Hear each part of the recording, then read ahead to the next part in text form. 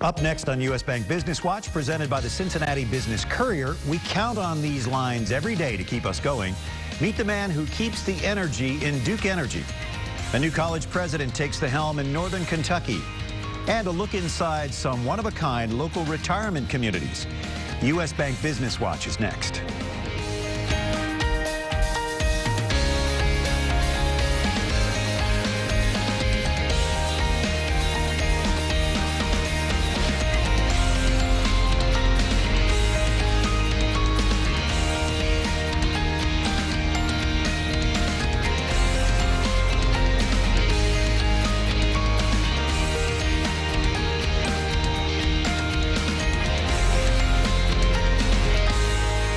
Good morning. Welcome to U.S. Bank Business Watch. I'm Brian Patrick. On the Business Courier front page centerpiece this week, Duke's new energy.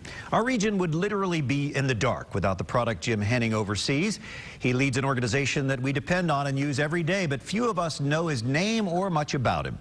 Henning is president of Duke Energy in Ohio and Kentucky. Prior to that, he was Duke Ohio's vice president of government and regulatory affairs. His predecessor, Julie Jansen, was heavily involved in economic development, serving with a number of local organizations whose job it is to bring business to Cincinnati. Henning knows that for Duke to succeed, the tri-state has to grow. That prompted us to ask the question, what is Duke doing to contribute to that growth? Business Courier reporter Chris Wederick sat down recently with Henning, who gives us his first interview since taking the helm of Duke Energy. Chris sits down with Business Courier editor Rob Dahlmeyer here in the studio to talk about what Henning had to say. Rob and Chris? Brian, thanks. Chris, thanks for being here. So you talked to Mr. Henning for at length. Brian said it, you know, Duke has always had an outsized, especially lately, an outsized relationship with this city other than just being its utility. Is Henning going to continue what Julie Jansen and others have done with Duke? Yeah, he embraces that mission, that economic development mission pretty heavily. You know, Duke's interesting in that they have, you know, they're kind of like an octopus when it comes to economic development. They have tentacles in every major economic development organization in the city or in the region, and he plans to continue that. I mean, he serves on all the big shot boards like the Cincinnati Business Committee, the Greater Cincinnati USA Chamber, but they also meet with local communities. They have an independent contractor that takes a look at greenfield, you know, potential greenfield development and advises communities on, you know, what they ought to do with that land. Now, getting back to their actual business, energy business. EPA has recently passed some carbon emissions rules. Duke has some pretty dirty energy. Yeah. How does he feel about Duke right now in that? You know, it's interesting because maybe 5 years ago, you know, a lot of people in his position would be, you know, pretty skeptical, you know, even agitated about the potential rules that could come out about carbon. You know, he kind of seems to be taking it in stride. They acknowledge that they have a lot of coal plants, but they also say a lot of those coal plants are reaching the end of their useful life anyway. They've been in service for decades, and they would have had to retire them anyway. So they want to look at, you know, alternative energy like solar and wind and, you know, even nuclear to the extent that they can do anything there. But, you know, they also look at natural gas as a possibility. It's very cheap right now. Henning comes from the natural gas side of Duke's business, so you know they feel like they're prepared for those rules should they come to pass. Right. That was a great story, Chris. Thanks for being here. Thanks, Brian. Gentlemen, thank you. David Armstrong has now been installed as the newest president of Thomas More College, replacing Sister Margaret Stahlmeyer. She retired in June. He begins his role at a time of uncertainty in higher education. For years, colleges could charge whatever they wanted and people would attend, but those days are gone. There's always challenges, and especially in underfunded, underendowed private schools, it's about resources. So finding new resources, there's 4 ways that we can gain resources: through enrollment tuition, through auxiliary income, through fundraising, and through the endowment. To Thomas More, Armstrong was vice president and general counsel of Notre Dame College in South Euclid, Ohio. He said his vision for Thomas More is to continue to enhance the college's core mission to educate students in the Catholic intellectual tradition. Well, it's not yet open for business, but there was a ribbon cutting at the new $270 million Mercy West Hospital in Green Township last week. The 645,000 square foot complex sits on 60 acres off North Bend Road, just south of I-74. All 250 of its patient rooms will be private and will include Wi-Fi and sofa beds for family members. Mercy Health's commitment is to bring expert, compassionate care to every neighborhood in the city. And this is really the culmination of that for the West Side neighborhoods. Mercy Health plans to sell its hospitals in Mount Airy and Westwood so it can consolidate medical care on the West Side. The hospital will have just over 1,000 full-time employees, including many who will transfer from the other two hospitals. The official opening is scheduled for the 10th of November. A Kenwood retirement home is the most expensive and probably the most upscale in our area. More than 500 works of art grace the walls of the common areas at the Kenwood by Senior Star, including oil paintings by renowned Cincinnati artists. About 170 seniors live at the 3-year-old $110 million development. We have a concierge program that we can line tickets up. We can make arrangements for getting folks to where they need to be. In some cases, they can charge it right to their apartment, and so really all they have to do is go and enjoy and come back. About 60% of the 215 independent living apartments in the 16-story building are leased, up from 30% in April. Otterbein Senior Lifestyle Choices of Lebanon, also, which has been around since 1912, is about to get bigger. It's currently the largest operator of retirement communities and the second largest operator of nursing homes in Greater Cincinnati. Jill Reben is president and CEO of Otterbein's Small House Neighborhood Communities. Nearly a year ago, the Otterbein Lebanon Lifestyle Community invested $9 million to open a new building featuring 24 independent living apartments with a focus on quality of life. Designed to provide folks opportunities to enhance their lifestyle through wellness, warm water pool, walking track, exercise equipment, college courses, intellectual stimulation, things like that. Each community consists of 5 one-story houses with 10 private suites, as well as an oversized kitchen, dining room, rehabilitation room, and great room. 10 seniors or rehab guests occupy each home, with no more than 50 residents in each neighborhood. Reben calls it a revolutionary model of skilled nursing and rehabilitative care. Remke Biggs is dropping the Biggs name, becoming simply Remke Markets. That will allow the supermarket operator to clarify its brand for customers, according to the operators. Remke Markets has 13 locations in Ohio and northern Kentucky. Covington-based Remke has been owned and operated by the same family since 1897. In 2010, it acquired 7 big stores. Cincinnati's biggest accounting firm has replaced its longtime top manager. Jim Ellerhorst, who headed the local Deloitte office for 12 years, is stepping down. He'll remain a senior partner and lead client service partner. Deloitte named Jim Sauer as its new Cincinnati managing partner. He had worked in Cincinnati as Deloitte's national tax leader for the healthcare provider sector and central region marketplace leader for Deloitte's tax unit. Sauer now oversees nearly 500 Deloitte employees in Cincinnati, including 170 local CPAs. He says his focus is on growing the Cincinnati market. Cincinnati City Council officials and supporters of the streetcar project celebrated last week as the first rail was placed on the route. This was the scene on Tuesday on Elm Street outside Music Hall. After some remarks by politicians and project managers, the real work of building the Cincinnati streetcar began. The first 80 feet of steel track was laid into place. This is a big deal. This project has come a long way. We've had a lot of obstacles. We've had some crazy opposition. But this is the project that will not stop. Project manager John Dietrich said the route should be completed from the first rail on Elm Street up to Henry Street near Findlay Market by the end of the year. It will reportedly take about 3 years to build the entire first phase of the $140 million streetcar project.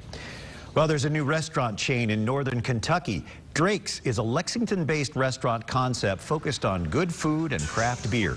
It's now open on Houston Road in Florence. We are looking to grow our brand. This will be our 4th location in Kentucky. Just trying to show Florence what we've got to offer. What they have to offer is a menu that includes fish tacos, sushi rolls, and mini cheeseburgers. Craft beer is also big at Drake's, where guests can buy flights of any 4 drafts for $5. Up next this morning on U.S. Bank Business Watch, a new hospital isn't the only new building coming to the West Side. And international accolades for a downtown hotel.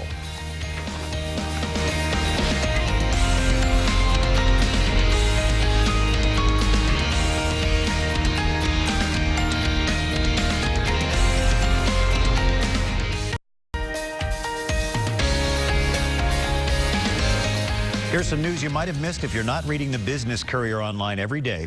Groundbreaking was held last week for Cincinnati's newest police headquarters. The new digs for District 3 should be complete in the spring of 2015. It's on Ferguson Road near Glenway in Westwood. The new facility will be more than twice the size of the current building on Warsaw Avenue in East Price Hill, which had been home to District 3 since 1930. Another low-cost carrier for CVG, Allegiant Air, is offering an introductory fare of about $140 for flights from the Cincinnati Northern Kentucky International Airport to Fort Myers, Punta Gorda, Florida. The cheap fares are subject to availability. Service begins mid-February. Kroger might be targeting Chicago for its next expansion. Kroger is the leading candidate to buy most or all of the 68 Dominick stores that are now up for sale in the Chicagoland area, according to two analysts based there. That move, if it happens, would get Kroger into a huge market where it has no stores right now. For the first time in more than 150 years of business, Macy's will open on Thanksgiving. We told you this was possible a couple of weeks ago. The department store based in Cincinnati says all of its stores will be open at 8 p.m. Thanksgiving night. Macy's says it's just a sign of the times. One of Cincinnati's newest hotels voted the best in the U.S. in Condé Nast Traveler's Reader's Choice Awards. The 21C Museum Hotel on Walnut Street, downtown Cincinnati, tied at number 11 in the world with the Inn at Palmetto Bluff in South Carolina and the Lion Sands in South Africa. No other U.S. hotels received a better ranking. The 21C received an overall rating of 97.7 out of a possible 100. The hotel, known for its yellow penguins, which the publication calls playful and witty. Well, the beautiful rooftop at 21C might be cool at this time of year. The temperatures are beginning to drop into the 30s. Our fall weather also reminds us that economically speaking, it's time for third quarter earnings to be released. This is an important set of data, especially now, to assess the current run rate of the economy, the strength of hiring plans, and what might be coming in 2014. It's a time of much uncertainty, and to provide perspective, we're joined by U.S. Bank Senior Equity Strategist Jim Russell for our U.S. Bank Economic 360. Jim, good to have you with us. Good morning, sir. So we're expecting these third quarter earnings reports. What do you see as the trend? We see a little bit more of the same, Brian. We've been stair-stepping down in terms of the growth rate really for several quarters now. The third quarter, I think, will show only about a 3% growth rate in terms of third quarter this year versus third quarter last year. Now, in terms of the annual earnings progression, what you see on the screen is the 2012 numbers, the 2013 numbers, which again are a little bit of an estimate. These are the consensus estimates by Wall Street listed here. Our U.S. Bank Wealth Management believes that number for 2013 will be about $110 per share, and an early look into 2014 as well. Again, the consensus numbers at $122 per share. We think that maybe $118, $119 per share is more likely, but the progression this year at 5.6%, 2012, 2013. Next year's is a little higher at 11%. It also shows you that even with weak earnings, the stock market can continue to move forward up over 20% at this point. Are there areas where we'll see weaker and stronger earnings trends, and why would that be? Yeah, we think so. We think that in terms of the third quarter specifically, telecom like AT&T or consumer discretionary companies like Macy's will continue to lead the pack. Now, what we see on the screen here is that, frankly, the smaller the company, the stronger the earnings growth. And we think that is because, frankly, as weak as the economic environment is here in the United States, small companies do most of their business here domestically. And what we're seeing is, frankly, that Europe remains a little bit problematic for the larger companies out there, really producing a much weaker earnings growth profile. So the smaller the company, the stronger the earnings growth here in the third quarter. The government's up and running again, but the shutdown certainly had some impact on the economy. Do you see that as critical, and what do you see as we look ahead to 2014? Yeah, that is a great question. We do think that the fourth quarter will reflect a little bit of the first few weeks here in October in terms of the government shutdown. Probably takes about a ½ percentage point off of fourth quarter GDP growth rates. Probably takes it from 2 to about 1.5% or so. We'll have to see how things play out. We do think that 2014 will have a different kind of tone and tenor to it in terms of earnings. We think that that hiring plans will be much more robust from the private sector next year, meaning job growth for the United States, here in Ohio, here in Cincinnati. And secondly, we think the foreign markets start to actually resonate in terms of growth. We're going to see a little bit better tone and tenor from both Europe and China there, as well as the United States. So we think that things move forward as we move into 2014. Jobs are key. That looks optimistic. That's good news. Thank you, Jim. We appreciate you and U.S. Bank. Thank you. Up next on U.S. Bank Business Watch, the local United Way campaign kicked off about 6 weeks ago. Where do we stand and why does it matter for our community? Next.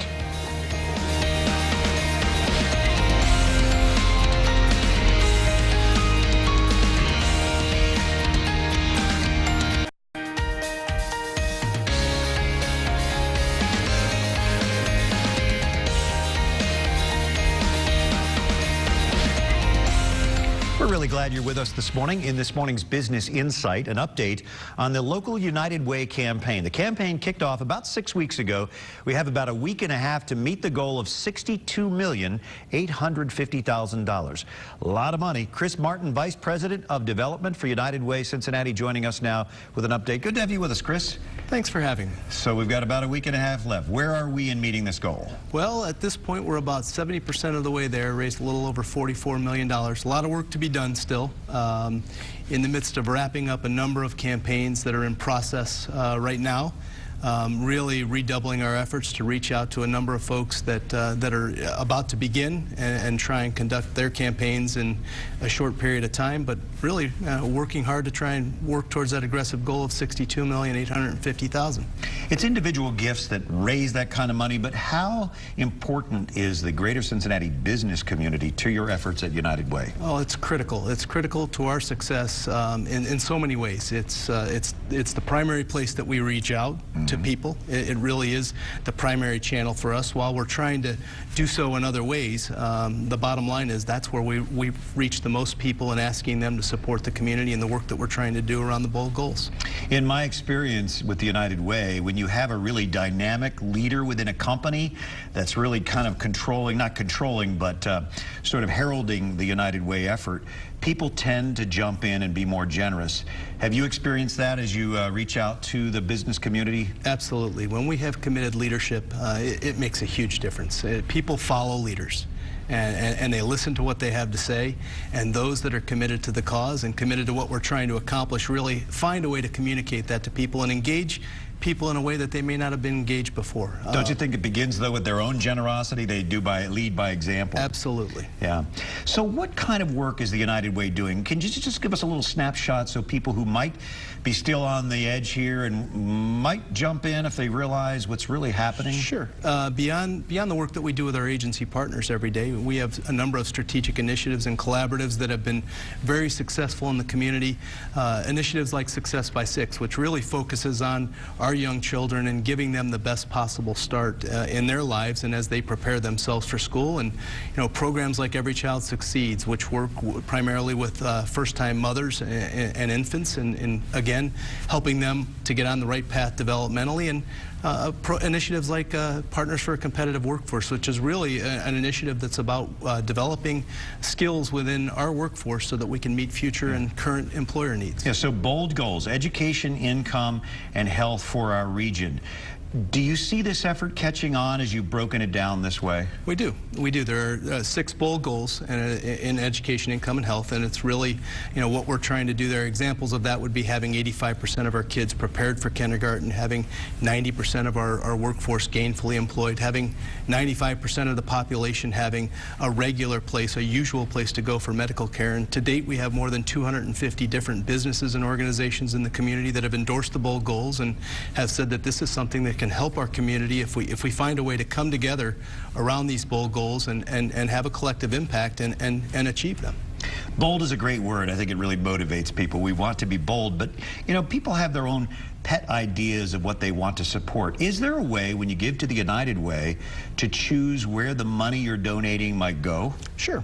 Individuals have an opportunity to designate to any one of those strategic initiatives and others that I mentioned before, as well as some of those priority areas in education, income, and health, as well as the agency partners that we support. If you had one takeaway from this and you just want to put something out there to perhaps spark in someone the willingness to participate in the United Way campaign, what would that be? Well, first I would say every dollar counts. Every dollar has an opportunity to make an impact in our community. And when we come together to work towards achieving these bold goals, that's when we will make a difference and really have an impact, when we work together as an entire community towards those goals that we mentioned before. And it's been my experience that when you're generous with the United Way or any other charity and you give generously, you're going to be blessed generously. So I just want to encourage everybody to participate. How can we kind of channel people to make that individual donation or a company to actually start a quick campaign? Sure. Is there time left? Absolutely. It's never too late. We will work with anybody throughout the entire year, in fact. Two ways that could happen. One, call our office at 513-762-7100 or visit our website at www.uwgc.org. uwgc.org/donate. That'll make it easy. Chris Martin, we appreciate you and Rob Reifsteiner and all the folks at United Way. I know that this is a big deal to our community, and especially the businesses in Greater Cincinnati are part of this effort. They have been for many, many years. So we're all rooting for all of us to reach that big, generous goal. Thank you, Brian. All right, Chris, we appreciate you very much. Thanks for joining us this morning for U.S. Bank Business Watch. We will be back next Sunday and every Sunday morning at 6:30 here on Local 12, 10 a.m. on the CW. For more business news during the week, though, you can visit the Business Courier online. Just sign up for our daily emails. That address is cincinnatibusinesscourier.com. Thanks again for joining us this morning. For all of us at U.S. Bank Business Watch, I'm Brian Patrick. Have a great Sunday and a good week.